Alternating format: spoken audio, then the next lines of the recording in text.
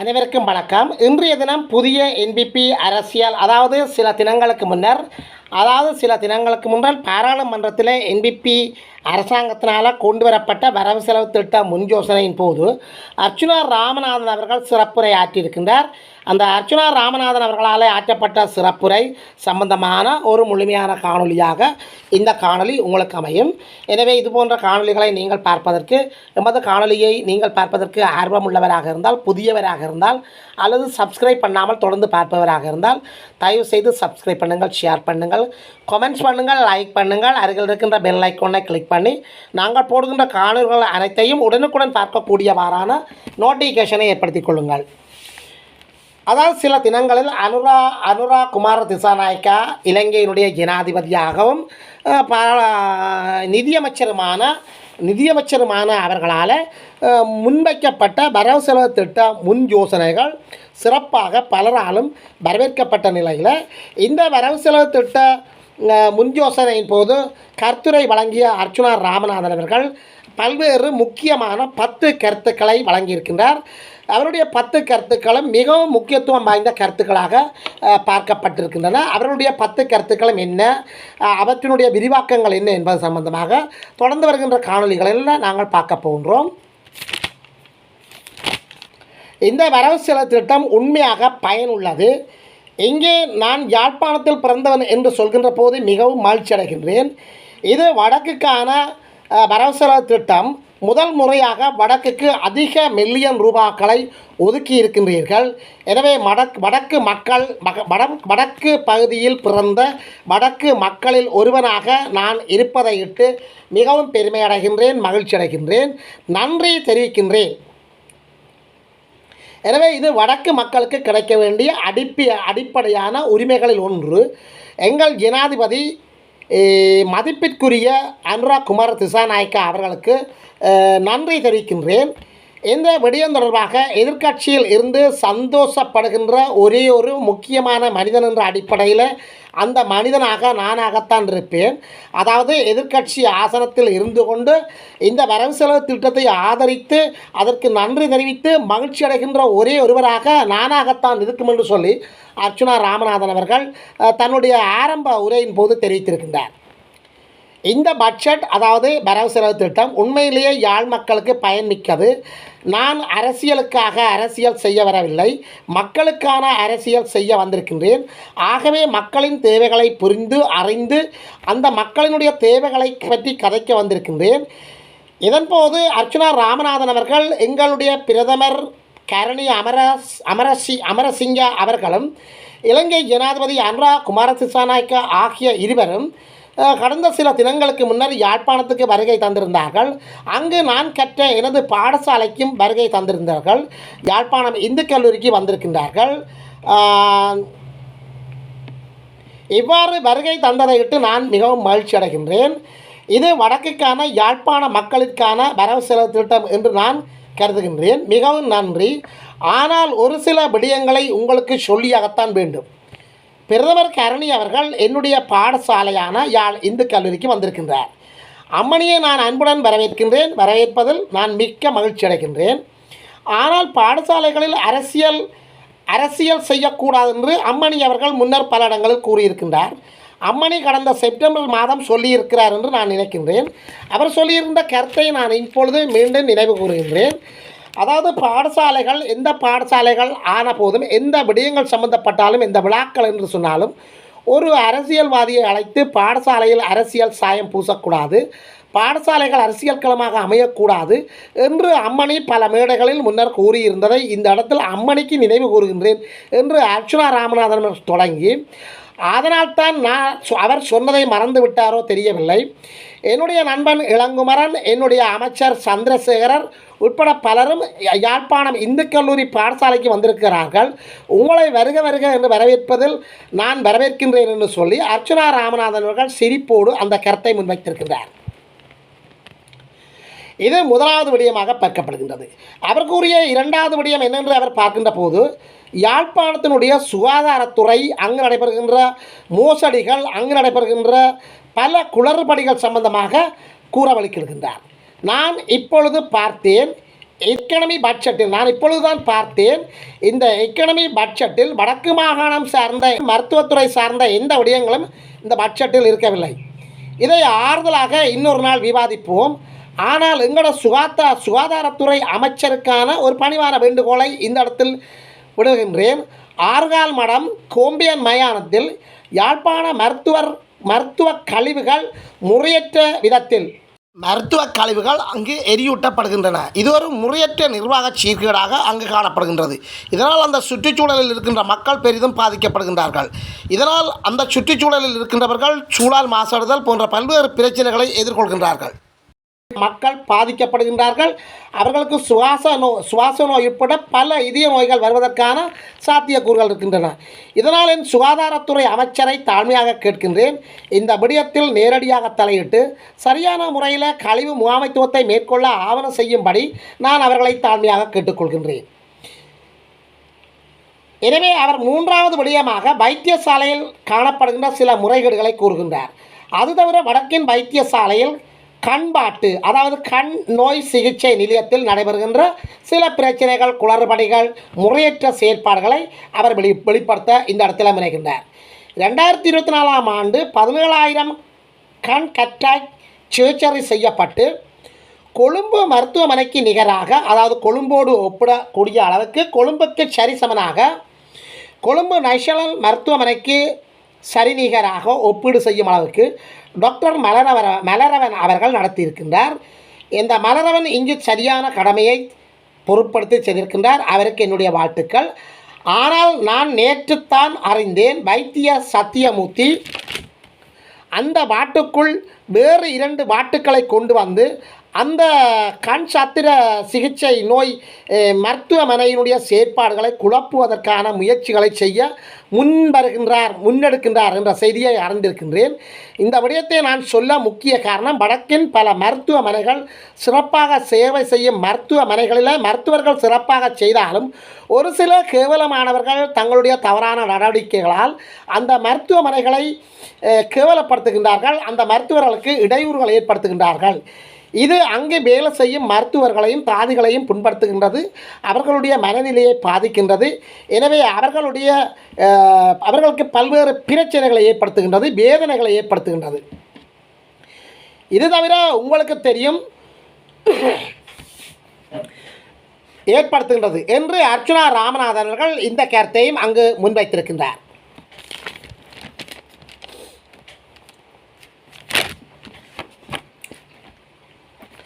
நான்காவது விடயமாக, இது தவிர உங்களுக்கு தெரியும் தம்பி இளங்குமரன் சம்பந்தப்பட்ட விடயம். நேற்று, அதாவது சில தினங்களுக்கு முன்னர் தம்பி இளங்குமரன் அவர்கள் கார் விபத்தொன்றை சந்தித்திருக்கின்றார். கார் விபத்தொன்றில் சிக்கியிருந்ததையும் நீங்கள் அறிந்திருப்பீர்கள். அவ்வாறு கார் விபத்தை சிக்கிய இளங்குமரன் அவர்கள் மருத்துவமனையில் சேர்க்கப்பட்டிருக்கின்றார். அந்த விவகாரம், அந்த கார் விபத்தின் பின்னர் பிளிக் பண்ணப்பட்டு வயலுக்குள் தூக்கி வீசப்பட்டிருக்கின்றது. அந்த கார் விழுந்திருக்கின்றது. நீங்கள் சொல்லலாம் அல்லது செய்யலாம், பாராளுமன்றத்தில் எல்லாத்தையும் குலைக்கிறதோ என்று. அடிப்படையாக கொடுக்க வேண்டிய விடயங்கள் சற்று சிந்தித்து பாருங்கள், சற்று சிந்தித்து முடிவெடுங்கள், முறையாக நடவடிக்கை எடுங்கள். எனக்கு என்னுடைய காருக்கு 14 ஏர் பேக்ஸுகள் இருக்கின்றன. ஆனால் நான் விபத்தை சந்தித்தால் நான் தப்பக்கூடிய சாத்தியக்கூறுகள் பல இருக்கின்றன. ஆனால் தம்பி இளங்குமரன் அவர்களுக்கு வழங்கப்பட்ட அந்த வாகனத்துக்கு ஒரு ஏர் பேக்ஸ் கூட இல்லை. இப்போது உங்களை பார்த்து கேட்கின்றேன், உங்களை பொறுத்தவரை இளங்குமரன் செத்திருந்தால் இன்னொரு எம்பியை கொண்டு வந்திருப்பீர்கள். ஆனால் அவர்களுடைய தாய் தந்தையருக்கு இளங்குமரனை உங்களால் கொடுக்க முடியுமா? அவருக்கு மனைவி இருந்தால் உங்களால் கொடுக்க முடியுமா? அவருடைய பிள்ளைகளுக்கு அவர் தந்தையை கொடுக்க முடியுமா? எனவே நிலைமையை வடிவாக சிந்தியுங்கள், சரியாக சிந்தித்து செயற்படுங்கள். எனவே எவருக்கும் தராவிட்டாலும் பரவாயில்லை, உங்களுடைய எம்பிக்களுக்காகவாவது தரமான சரியான வாகனங்களை கொடுக்கும்படி நான் அன்புடன் கேட்டுக்கொள்கின்றேன் என்று அர்ச்சுனா ராமநாதன் அவர்கள் பாராளுமன்றத்தில் தன்னுடைய கருத்தை ஆணித்தரமாக தெரிவித்தார். இதைவிட 5வது விடயமாக, யாழ்ப்பாணத்தில் உங்களுக்கு தெரியும் இதுவரைக்கும் எத்தனையோ வைத்தியர்கள் இன்டென்ட் செய்துவிட்டு அவர்கள் வெளியேறுகின்றார்கள். அவர்கள் எதிர்பார்ப்பது ஆஸ்திரேலியாவோ அல்லது யூகேயோ அங்கே இன்னொரு பட்டப்படிப்பை படித்து அந்த பரீட்சைகளை தோற்றி அவர்கள் தங்களுடைய தரத்தை உயர்த்துவார்கள். எனவே யாழ்ப்பாணத்திலிருந்து மருத்துவர்கள் வெளியேறுவது உங்களுக்கு காலங்காலமாக தெரிந்த விடயம். ஆகவே உங்களை பார்த்து தயவுடன் நான் கேட்பது, இந்த முறை பட்ஜெட்டில் வைத்தியர்களையும் சற்று கவனியுங்கள். அவர்கள் மீதும் கரிசனை கொள்ளுங்கள். அவர்கள் மீதும் கருத்துக்களை கருத்துக்களை எடுங்கள். அவ்வாறு நீங்கள் அவர்கள் மீது கவனத்தை எடுத்துக்கொண்டால் நல்லது. நாங்கள் நிதானமாக இந்த பட்ஜெட்டை வரைந்திருக்க வேண்டும் என்று சொல்லி அர்ச்சுனா ராமநாதன் அவர்கள் இந்த பட்ஜெட்டின் சில குறைபாடுகள் சம்பந்தமாக கருத்துரை வழங்குகின்றார். இது தவிர மிக முக்கியமான ஒரு பிரச்சனையாக 6வது பிரச்சனையாக அவர் கூறுகின்றார். அவர் கூறும் 6வது பிரச்சனை தையொட்டி பிரச்சனை. தையொட்டி விகாரை எங்கள் ஜனாதிபதி யாழ் மாவட்டத்துக்கு வந்து டிசிசி மாநாட்டில் கலந்து கொண்ட போது நாங்கள் தெளிவாக எடுத்து கூறியிருக்கின்றோம். இந்த டிசிசி மாநாட்டில் பலர் கலந்து கொண்டார்கள். விகாரியை இடிக்க வேண்டும் என்று பலர் கருத்து தெரிவித்திருக்கிறார்கள். அரசியலுக்காக அரசியல் செய்ய நான் வரவில்லை. நான் மக்களுக்கான அரசியல் செய்ய வந்திருக்கின்றேன்.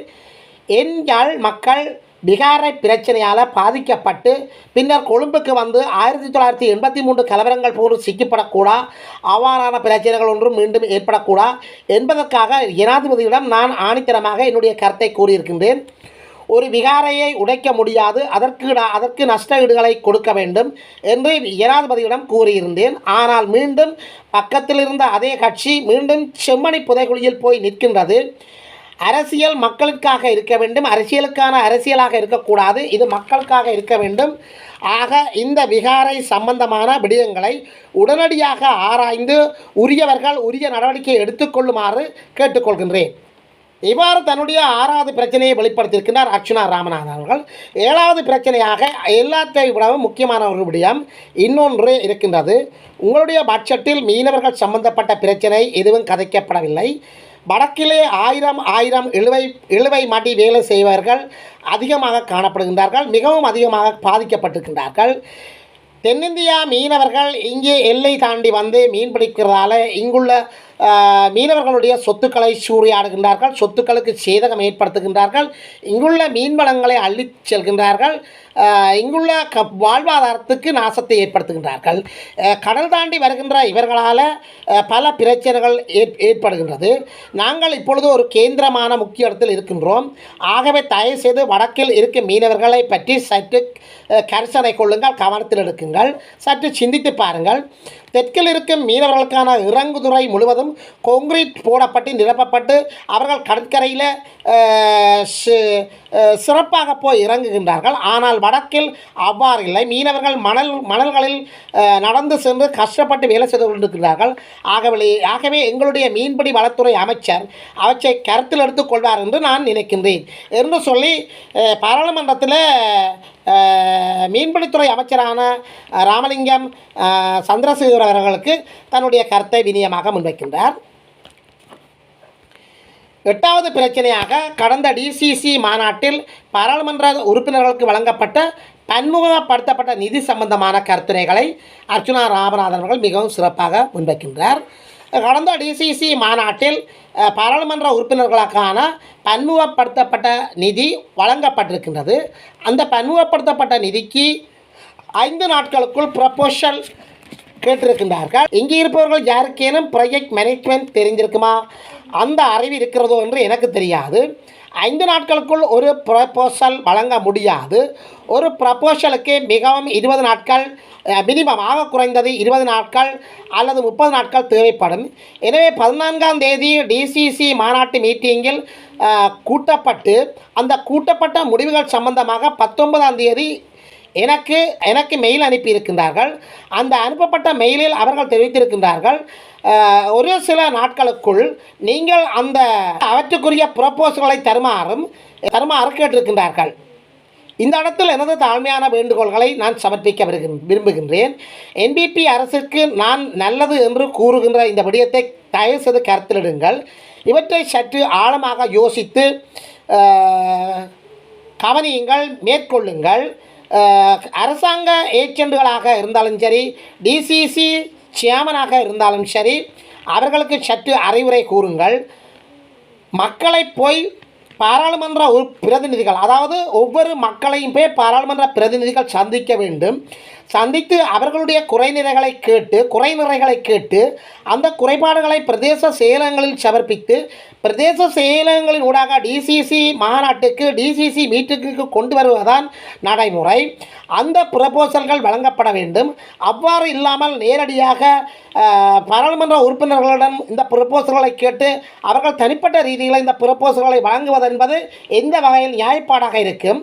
அவற்றை சிந்தித்து ஆழமாக செயல்படுமாறு வேண்டிக் கொள்கின்றேன் என்று பாராளுமன்றத்தில் இருக்கின்ற அரசாங்க பிரதிநிதிகள், பாராளுமன்ற அதிகாரிகள் மற்றும் ஜனாதிபதி போன்றோருக்கு இந்த கருத்தை அர்ச்சுனா ராமநாதன் அவர்கள் ஒரு அறிவூட்டல் தெளிவூட்டல் போன்று முன்வைக்கின்றார். 9வது விடயமாக இவைகள் தவிர பிகாரிகள் தொடர்பாக இன்னும் பல பிரச்சனைகள் இருக்கின்றது. அதாவது பிகாரிகள் தொடர்பாக இன்னும் பல பிகாரிகள் புதிதாக இரணைமடு குள பகுதியில் கட்டுவதற்கான ஆயத்தப்பாடுகள் மேற்கொண்டு வருவதாக நான் அறிகின்றேன். எனவே இனிமேல் புதிதாக கட்டும் பிகாரிகளை சற்று சிந்தித்து பொதுமக்களின் காணிக்குள் தயவு செய்து கட்டாமல் அதை அரசாங்க காணிகளில் கட்டுமாறு அன்புடன் வேண்டிக் கொள்கின்றேன் என்று சொல்லி ஆளுந்தரப்புக்கு ஒரு சரியான கருத்தை எடுத்துரைத்திருக்கின்றார். இந்த பிகாரை கட்டுவதால் தான் பிரச்சனை வருகின்றது. எனவே பிகாரை கட்டப்போவதை ஆளுந்தரப்புகள் சரியாக சிந்திப்பதில்லை என்ற தோரணையில் அர்ச்சுனா ராமநாதன் அவர்கள் கூறுகின்ற இந்த கருத்து ஆளுந்தரப்புக்கு மிகவும் சிறப்பான கருத்துரையாக அமையும் என்பது பலரது எதிர்பார்ப்பாக காணப்படுகின்றது. இறுதியாக 10வது பிரச்சனையாக அனுரா, அது தவிர 10வது விஷயமாக முக்கியமான விடயம் எங்களின் பலாலி விமான நிலையம் அந்த பலாலி விமான நிலையம் சம்பந்தமாக பலாலியை ஒரு சர்வதேச விமான நிலையமாக கொண்டு வந்து எங்களுடைய வடக்குக்கான ஒரு மிகப்பெரிய அபிவிருத்தியை கொண்டு வருவதற்கு தாங்களிடம் தாழ்மையுடன் வேண்டிக் கொள்கின்றேன் என்று கூறி அர்ச்சுனா ராமநாதன் அவர்கள் தனது கருத்துக்களான 10 பிரச்சனைகளை முன்வைத்து பாராளுமன்றத்தில் உள்ள பல்வேறு தரப்பினருடைய கவனத்தையும் திருப்பி சிறப்பான ஒரு உரையை முன்னாற்றியிருக்கின்றார். இந்த உரையை அனைத்து மட்டங்களின் அதன் வரவேற்பை பெற்றிருக்கின்றது என்பதில் எந்தவித சந்தேகங்களும் இல்லை.